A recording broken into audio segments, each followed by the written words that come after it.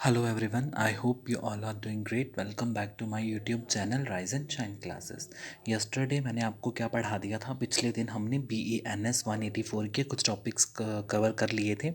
आज उसमें एक और मोस्ट इम्पॉर्टेंट टॉपिक है in examination point of view से. मैं आपको वो बता देता हूँ. आज का हमारा टॉपिक है मलेरिया. शॉर्ट नोट आपको इसके ऊपर भी आ सकता है मलेरिया के ऊपर. सो मलेरिया क्या होता है? It is caused by the infection of species of plasmodium. ये किसके इन्फेक्शन से होता है? प्लाज्मोडियम की. एंड ट्रांसमिटेड टू ह्यूमन के बॉडी में ये कैसे ट्रांसमिट होता है? By the infected species of female anopheles mosquito. एक फीमेल एनोफिल मस्कीटो होता है जिसके अंदर ये क्या करता है, ह्यूमन बॉडी में ट्रांसमिट कर लेता है.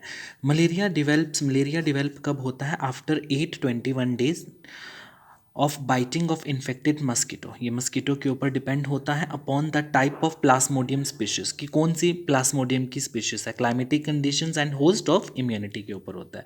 इसमें जैसे क्या होगा? फीवर होगा, वॉमिटिंग होंगे, हेडेक होगा, फ्लू लाइक सिम्टम्स ऑब्जर्व्ड होंगे. जब आपके जो हमारे रेड ब्लड सेल्स होते हैं बॉडी के अंदर, आरबीसीज आर डिस्ट्रॉयड, वो डिस्ट्रॉय होना शुरू हो जाएगा और इसका रिजल्ट आपको क्या मिलेगा? एनीमिया होना शुरू हो जाएगा. एनीमिया का मतलब होता है खून की कमी होना शुरू हो जाएगी.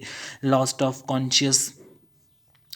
कॉन्शियस होना शुरू हो जाएगा. सेरिब्रल मलेरिया क्या होता है? दिमाग पर डालने वाला असर. जो मलेरिया होता है ना, जो जिसका असर दिमाग पर पड़ता है और ये काफ़ी घातक होता है, जानलेवा होता है. Occurs when parasites are transfer to brain. जैसे if pregnant gets infected with malaria it can ऑस्ट एब्सॉर्प्शन और स्टिल बर्थ. अगर किसी प्रेग्नेंट लेडी को मलेरिया हो जाता है तो मे बी उसके बेटे को भी ये हो जाए. तो इसके लिए बहुत सारी कॉम्प्लिकेशंस होती हैं मलेरिया के लिए. जैसे रेनल फेलियर क्या होता है कि किडनी स्टॉप वर्किंग. किडनी काम बंद कर देती है. एंड मतलब नॉट एबल रिमूव वेस्ट, और प्रॉपर वो वेस्ट रिमूव नहीं कर पाती है. हाइपर तो ये चीज़ें आपको यहाँ पे मेंशन करनी है. जैसे अगला लिखा गया हमारा हाइपोग्लाइकेमिया. हाइपोग्लाइकेमिया क्या होता है? शरीर के अंदर अचानक ग्लूकोज की कमी आ जाना. ठीक है, जो हमारी बॉडी के अंदर फूड होता है ना, अचानक से जब भी बॉडी के अंदर ग्लूकोज की कमी आना शुरू हो जाती है, उसकी मात्रा कम हो जाएगी, उसी को हम बोलते हैं हाइपोग्लाइकेमिया. इसको कैसे पूरा करते हैं? थ्रू फ्लूड जैसे ग्लूकोज की बोतलें चढ़ाई जाती हैं इलेक्ट्रोलाइट के through, and acid based disturbance. और जो सर्कुलेटरी कोलैप्स हो गया, सर्कुलेटरी कोलैप्स यहाँ का मतलब हो गया रिस्क फैक्टर्स बढ़ जाते हैं. ठीक है. पल्मोनरी एडिमा का मतलब होता है एबनॉर्मल, जो होता है abnormal fluid in the lungs. ठीक है, जो भी एबनॉर्मल बिल्ड होना शुरू हो जाता है फ्लूड लंग्स के अंदर, उसको हम बोलेंगे पल्मोनरी एडमिया. यहाँ पर लिखा भी गया ये मलेरिया. ठीक है. उसके बाद हेमोग्लोबिनीरिया होता है. हेमोग्लोबिनीरिया क्या हो गया कि लेवल ऑफ हेमोग्लोबिन का जो लेवल होता है in the blood that to be appear in urine, वो यूरिन में होना शुरू हो जाएगा. That begins to appear in urine. ठीक है. हाइपरेक्सिया क्या होता है? कंडीशन वेयर बॉडी, हमारी वो वाली कंडीशन जिसमें बॉडी का जो टेम्परेचर है वो क्या हो जाता है? Above 106.7 degree Fahrenheit. ठीक है. अगर सेल्सियस में बात करें तो 41.5 degree Celsius due to changes in hypothalamus. मैं I am repeating it again. What I mean by this, I am saying to you hyperpyrexia क्या होता है कि वो वाली कंडीशन जहाँ पे हमारी जो बॉडी होती है, वेयर बॉडी का जो टेम्परेचर होता है वो क्या हो जाता है? अबव 106.7 डिग्री सेल्सियस, मतलब 106.7 डिग्री फ़ारेनहाइट. अगर फ़ारेनहाइट में नापेंगे तो 106.7 होगा, और सेल्सियस में नापेंगे तो 41.5 डिग्री सेल्सियस होगा due to changes in hypothalamus में चेंजेस आने हैं. तो हाइपोथैलेमस क्या होता है? एक ऑर्गन होता है इन ब्रेन के अंदर दैट रेगुलेट्स टेम्परेचर, जो टेम्परेचर को रेगुलेट करता है. और अबव अगर ये होता कब है, इसमें ये भी बताया गया है कि अबव इसका जो सी लेवल है कब हो जाता है? Less than 16 degree centigrade. Malaria is not found in high incidence, is observe during the month of July to November. Malaria की जो शिकायत है ये कब देखने को मिलती है? जुलाई टू नवंबर. उसके बाद है Plasmodium species complete life cycle. हमारा जो प्लाज्मोडियम है जहाँ से ये ट्रांसमिट होता है, इसकी जो स्पीशीज है, इसका जो लाइफ साइकिल है वो दो फेजेस में होता है. एक होता है स्कीजियोगोनी को हम असेक्सुअल फेज बोलते हैं इन ह्यूमन, एंड सोप्रोगोनी जिसको आप सेक्सुअल फेज बोलते हैं इन मस्कीटो के अंदर. तो 4 प्लाज्मोडियम स्पीशीज हैं इनकी, मतलब कि जो हम पढ़ रहे हैं मस्कीटो। 4 प्लाज्मोडियम स्पीशीज़ हैं, ये यहाँ पे मैं अंडरलाइन कर देता हूँ। 4 plasmodium species namely plasmodium falciparum, plasmodium vivax, plasmodium ovale and plasmodium malariae. इसी से वजह से क्या होता है, responsible for the spread of malaria through the world. 65% इनकी वजह से ही फैलता है। In India is caused by, India के अंदर 30 to 40% ये फैलता है फैल्सीपोरम वाले से, जो भी हमने ये पढ़ा ना, ये चला फैल्सीपोरम प्लाज्मोडियम से।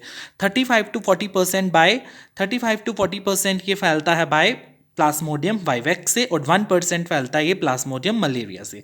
तो प्लाज्मोडियम मलेरिया कन्फाइंड, इसको ज़्यादा कहाँ पर पाया गया था, कर्नाटका एंड ओडिशा में इन्फेक्शन इसका बहुत पाया गया था। और जो प्लाज्मोडियम वाइवेक्स है is considered as severest form of malaria, ये बहुत वो है।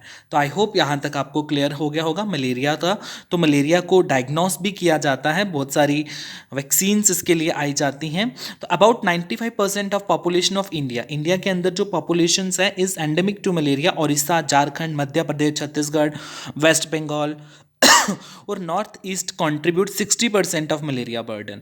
ठीक है, तो पैसिव सर्विलेंस, इसको बहुत अच्छे से सुपरवाइज किया जाता है, डेटा कलेक्ट किया जाता है हेल्थ सेंटर से, मलेरिया क्लिनिकल से, secondary and tertiary care centre से, कम्युनिटी हेल्थ सेंटर, जो भी हमारी आशा वर्कर्स होती हैं उनके थ्रू। आशा वर्कर की फुल फॉर्म होती है एक्रेडिटेड सोशल हेल्थ एक्टिविस्ट, ये लिखी गई है, accredited social health activist worker. इसको डायग्नोस किया जाता है based on the microscopic examinations of blood films prepared on slides. ठीक है, antibodies test, rapid diagnose and antigen detection of malaria causing parasite. I hope आपको ये समझ में आ गया होगा, and this is very important, so please do it by yourself. Next topic है हमारा, ये जो आशा वर्कर के बारे में हमें पढ़ा, क्या पता आपको पेपर में आ जाए कि right a short note on ASHA। तो ASHA का पहले आप फुल फॉर्म देंगे कि क्या होता है। एक्रेडिटेड सोशल हेल्थ एक्टिविस्ट होते हैं ये लोग।